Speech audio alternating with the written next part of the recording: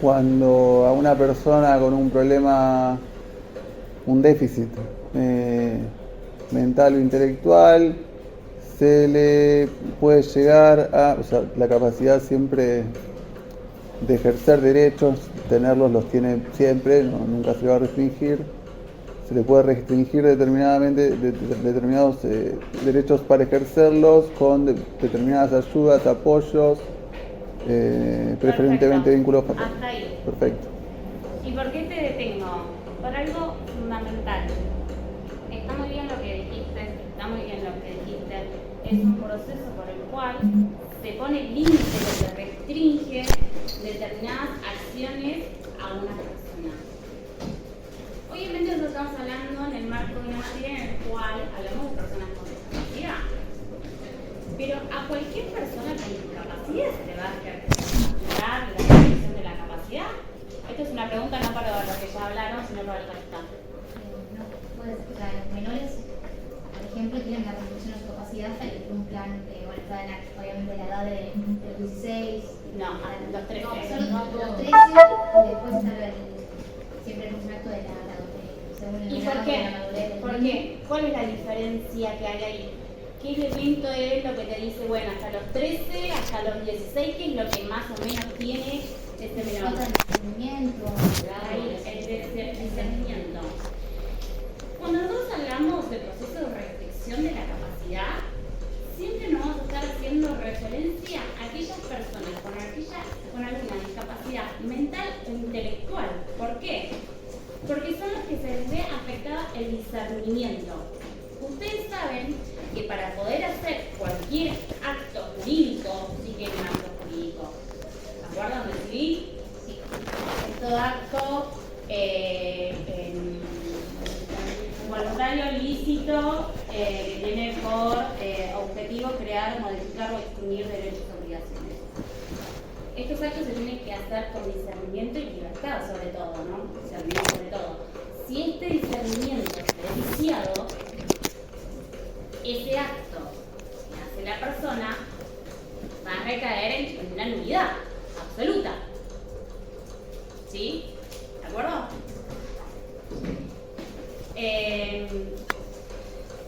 Ustedes saben bien que en el 2015 nosotros tuvimos la modificación del Código Civil, pero nuestros legisladores en esta reforma decidieron mantener esta distinción que ya venía del Código de Belesergio, que es esto de hablar, cuando hablamos de capacidad, hablar de capacidad de derecho y capacidad de hecho o capacidad de ejercicio. Como bien decía su compañero, la capacidad de derecho la tenemos todos por el simple hecho de ser personas. ¿Sí? Todos tenemos derechos, más en un Estado democrático. ¿Sí? No puede ser que una persona tenga derecho y la otra no. Cuando hablamos de la restricción, siempre vamos a estar hablando, cuando hacemos esta distinción, no de la capacidad de derecho, porque la capacidad de derecho nadie nos puede restringir. Sí vamos a estar hablando de la restricción de hecho o de ejercicio de estos actos. Si bien nuestro código decidió mantener esta postura, sí es verdad que desde la Comisión de la Corte de la Convención sobre los Derechos de las Personas con Discapacidad nos hicieron como un llamado de atención porque dicen que mantener esta diferenciación entre capacidad de derecho y capacidad de ejercicio va en contra del artículo 12 de la Convención, en la cual establece que todas las personas con discapacidad tienen que tener la misma capacidad jurídica que el resto. ¿Sí? Lo que vamos a ver es lo que se va a decir el doctor Seda es que no existe tal restricción. Lo que se le está dando es más libertad a esta persona de poder ejercer estos derechos. Porque de nada sirve llevar adelante un acto sin discernimiento y que después te lo reputen de nulo. La idea es que la persona pueda llevar adelante todos los actos en debida forma. Esto lo van a ver tanto en el libro como en los papers del doctor Seda y en el Código Civil. Hoy nos vamos a abocar al Código Civil. Entonces, como para que vayan teniendo un esquema mental, que yo soy muy de esquemas, primero vamos a tener capacidad de derecho de ejercicio. Esta es la que se va a restringir, ¿sí? Esta la tienen todos. Esta es la que se va a restringir. Pero solo a personas con una discapacidad mental o intelectual. Bueno, no sé si no también es un bueno, ¿sí? ¿Por qué hago esta aclaración? Y para los que están cursando el práctico les aviso. En un final del práctico, una persona que encima preparó el tema de restricción de la capacidad, cuando le pregunta, bueno, ¿a qué persona se le aplica esta restricción? Y contesta, bueno, cualquier persona con discapacidad. La tercera sigue preguntándome, ¿a qué persona? Y a un ciego, por ejemplo. Y después como, no procede. ¿Por qué le vamos a restringir la capacidad a una persona que es ciega? ¿En qué supuesto se ve comprometido el discernimiento de esta persona? Si ustedes me dicen, ok, además de ser ciega, tiene una discapacidad mental en el cual se ve el discernimiento comprometido de manera tal que la cual puedan solicitarlo, perfecto. Pero el motivo por el cual se solicita esta restricción de la capacidad no es porque sea ciega. Esto lo remarco y está en el trabajo, no sé cuál de todos, pero está, porque es una pregunta puntual. El tema del discernimiento. En el tema 2. Puede ser. Perdón, en el trabajo trabajo práctico 2 y capítulo 13 del libro. Bien, no me acuerdo todos los instantes de memoria. Sí, porque No, la yo corrijo. tampoco, porque estoy haciendo el trabajo, porque si no tampoco Muy lo bien, sabría. muy bien que estoy haciendo trabajo. Lo digo porque lo corrijo mucho.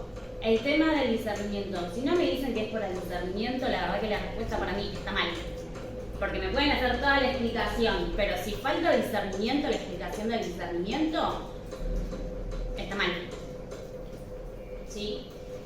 Bueno, esto como una antesala para saber en dónde nos estamos ubicando en nuestro ordenamiento jurídico, porque en el mundo no hacen esta distinción, solamente en nosotros. Porque muchos estados en los cuales antes estaba así, lo fueron ayornando a lo que establecía la convención. ¿Sí? Ustedes saben que cuando uno ratifica un convenio internacional, tiene que adecuar su derecho interno a lo que establece la disposición. Pero la realidad es que no se ve afectada porque lo que está haciendo en este supuesto es ampliar los derechos, no limitarlos. Bueno. En el esquema mental, primero, la regla, como regla general, que ustedes tienen que saber, es que la capacidad se resume. Todos somos capaces, por más que estemos internados en un hospital psiquiátrico del peor que hayan visto, la capacidad se resume. ¿Sí? Por lo único que vamos a tener limitada la capacidad, estoy hablando en adultos, es a través del proceso de restricción de la capacidad.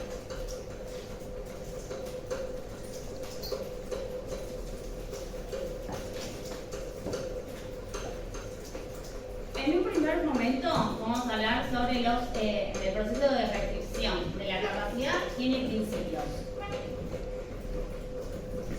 que son fundamentales, ¿sí? Y que son transversales en todo el proceso, no pueden faltar, ¿sí? Esto de que la capacidad de la persona se resume, siempre el proceso de la restricción es algo excepcional y es para beneficio de la persona. Como bien decíamos, no es la regla es la capacidad. La excepción es la restricción de la capacidad.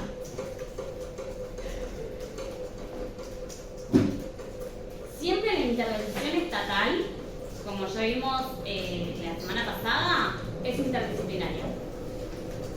Van a ver más adelante que vamos a hablar que el juez siempre va a tomar la decisión, obviamente, de restringir o no la capacidad de la persona y en qué medida basándose en un informe interdisciplinario, es decir, compuesto tanto por médicos, psicólogos y un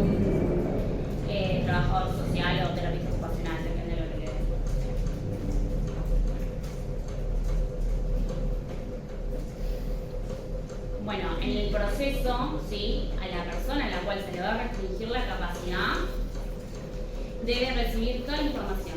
Porque vamos a ver más adelante de que la persona es parte del proceso, no es que queda como un ente fuera.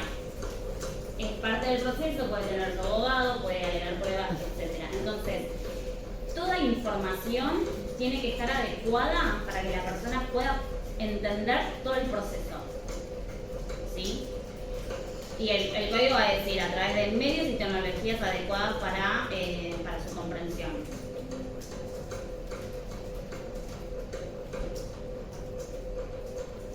Esto, debe participar en el proceso judicial con un asistente letrado, porque es parte del proceso. Y esto es fundamental. Se debe tomar la medida, el juez debe tomar la postura en la medida que sea menos restrictiva para la persona.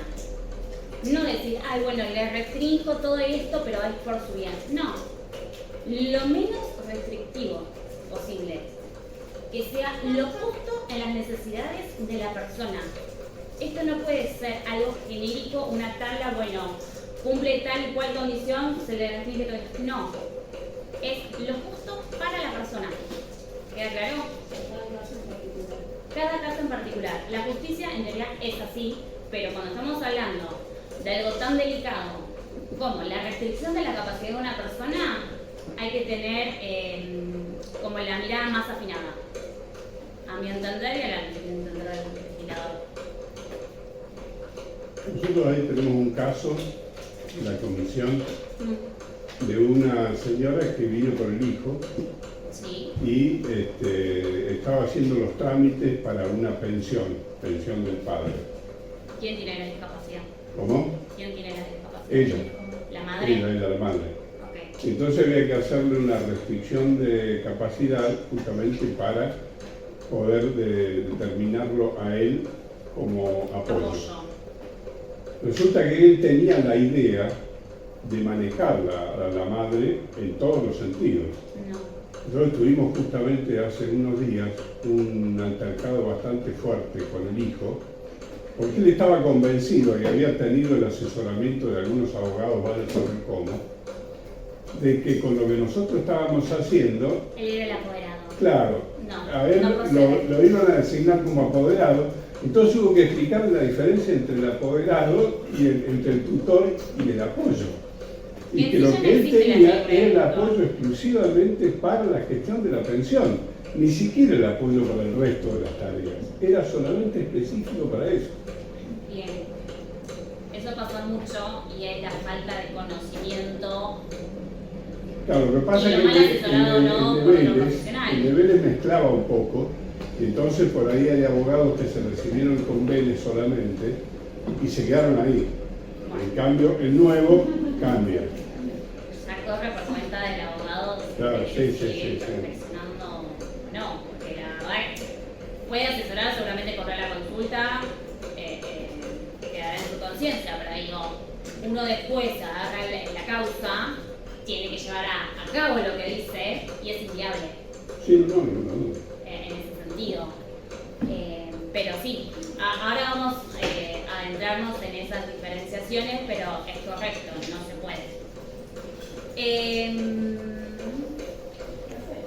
Sí, cuando menciona la medida menos restrictiva, se refiere a cuanto menos limitado esté la capacidad de esa persona, pero entendiéndolo desde el lugar de hasta dónde puede esa persona Obviamente. tener un proceso. ¿Por qué digo esto? Me voy a adelantar para que quede claro.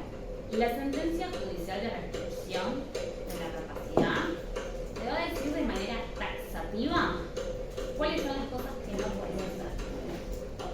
Es decir, no podés hacer transacciones de dinero, no podés, no sé, por ejemplo, ejercer la responsabilidad parental, pero sí puedes hacer otras cosas. No dice nada sobre el matrimonio, entonces te puedes casar. Hay que no poner más restricciones de las que de verdad corresponden, porque hay personas que sí comprenden el acto jurídico del matrimonio. pero se pierden al disponer de dinero. Cada supuesto es en particular. Entonces, la sentencia tiene que ser taxativa y lo menos restrictiva en el caso en particular.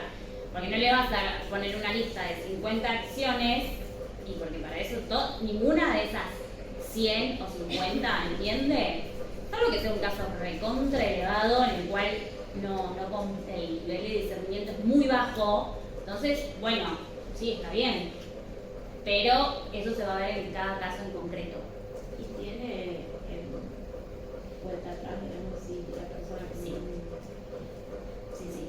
Eso lo vamos a hablar más adelante, pero sí, como bien les había dicho la semana anterior, las sentencias judiciales de restricción de la capacidad tienen que ser revisadas cada 3 meses. El Ministerio Público Fiscal tiene la obligación de hacer el seguimiento. En el caso de que un juez intervenga no lo haya hecho, el Ministerio Público Fiscal le debe decir al juez: mirá, que acá no existe la revisión, ya pasaron 3 años. Asimismo, a pedido de parte se puede revisar antes. Y obviamente que estas sentencias pueden o ampliar este plexo taxativo o achicarlo o directamente quitarle la restricción. La realidad es que no han habido casos en los cuales se les haya quitado la restricción de la capacidad, pero por algo que es coherente. Si hay una restricción de la capacidad y estamos diciendo que tiene que ser lo menos restrictiva posible, cuando ya hicieron la primera restricción es porque, y ya aplicaron que era lo menos restrictivo, algo había. No quedó otra. ¿Sí?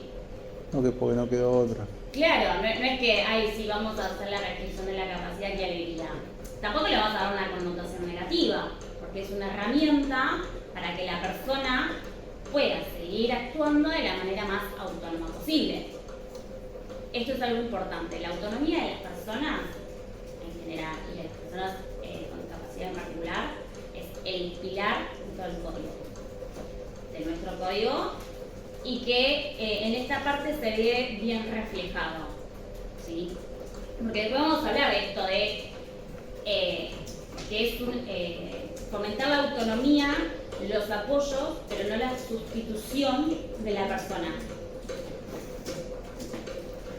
En el caso que comente el compañero que dijo que daba como apoyo, ¿no es que el hijo ya cobra la pensión de la madre? Ellos están haciendo un proyecto, un escrito, para restringirle la capacidad y como somos la parte que lo pide, puede proponer los apoyos. Pero no quiere decir que el juez te lo haya aprobado, ni la restricción ni los apoyos. Al momento. Claro, ampliándole lo que decía el compañero, el apoyo del hijo respecto de la madre es exclusivamente para gestionar la pensión.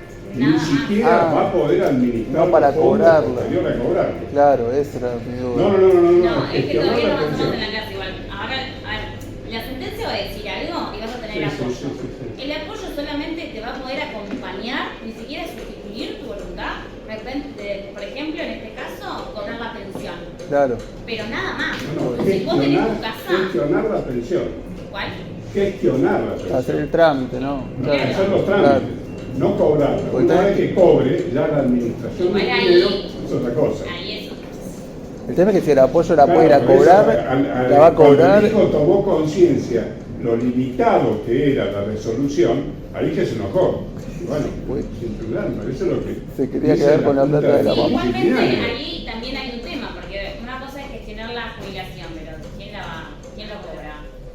Claro, si él está autorizado a cobrar, medio que después es medio.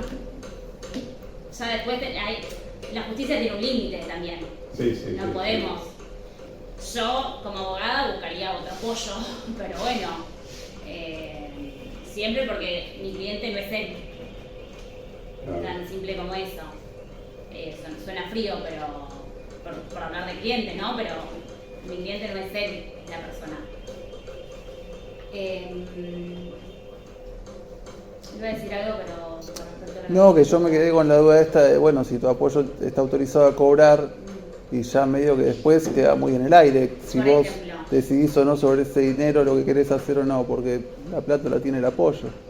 No, bueno, la sentencia judicial tiene que decir específicamente punto por punto qué es lo que puede o no hacer el apoyo puede ir a la verdad. En ese caso, el apoyo sería para la administración de sus fondos. Claro. Que no es lo mismo administración que disposición. Exactamente. Administrar uno puede administrar, disponer es otra cosa.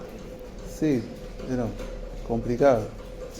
Bueno, después lo que pasa dentro de cada casa, porque uno puede ayudarle con los trámites y lo tiene como apoyo el hijo y ella dice que cobra, tiene su cuenta de banco, todo, pero si él tiene acceso después a su usuario, contraseña y se transfiere la plata, a nosotros nos excede. No, sí, por eso. Ya pero queda digo... en la persona, es como muy difícil. Sí, no, y obvio. dudo que la madre quiera denunciar al hijo. No. Es como... Claro, lo que pasa es que bien dijo usted hace un ratito que hay que tener en cuenta cuál es el cliente. Bueno, Para pero eso lo nosotros hace el uno. cliente es ella. Y lo que vemos respecto de ella es que el hijo lo único que quiere es agarrar la plata. Bueno, pero Claro, si después lo va a dejar morir, igualmente, pero mientras tanto lo que quiere es la plata. igualmente, uno Entonces hay que ponerle límite. no corresponde a nosotros a poner un límite. No, desde luego. Nosotros podemos aconsejar, podemos asesorar, pero si la mujer quiere que su hijo, ella lo conoce mejor que cualquiera de nosotros, quiere que sea su pollo, va a ser. Igualmente, obviamente, después va a obtener una entrevista también con los apoyos, va a ver la situación socioeconómica de la familia, no es que... Pero normalmente se prioriza el núcleo más cercano o la persona de confianza de la persona. Sí, desde luego. Entonces, nosotros también tenemos, como es nuestro cliente y nosotros trabajamos para la persona, si nos dice yo quiero esto y quiero que tal persona sea mi apoyo, por más que nosotros veamos todas las alertas y lo queremos alertar de la situación, la decisión es de la persona. Porque al momento no tiene una restricción de la capacidad que diga no puedo decidir quién es mi apoyo. Y en los hechos uno puede tener un apoyo jurídico, pero en la vida diaria hay un montón de apoyos. A eso. Bueno, sigamos con la clase en el orden porque si no... ¿A quiénes se les puede restringir la capacidad? Tienen que ser personas mayores de 13 años. ¿Sí? Que tengan una adicción o alteración. Acá hay algo nuevo, adicción. No vamos a entrar a la parte de adicciones, pero el código habla de adicción o alteración mental prolongada o permanente. Que tenga tal gravedad que corra riesgo su persona o sus bienes, o un tercero. Igual esto está en el código, ¿eh? Sí. No lo sé. No me sé esta película de memoria. Alteración mental prolongada o permanente de suficiente gravedad que implique un daño a su persona o a sus bienes.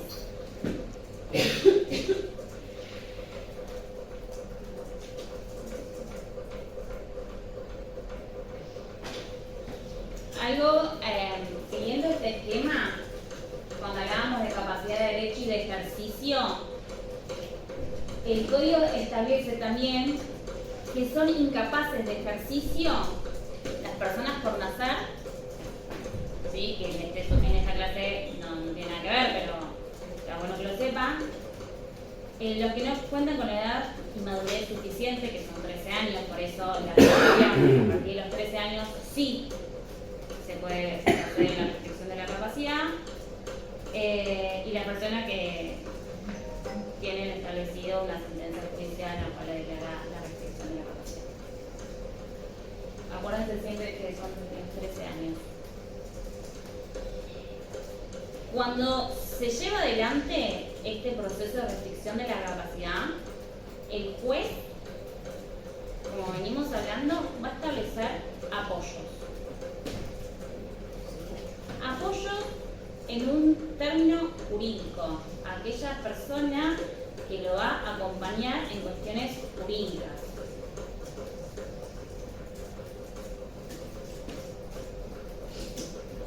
Y estos apoyos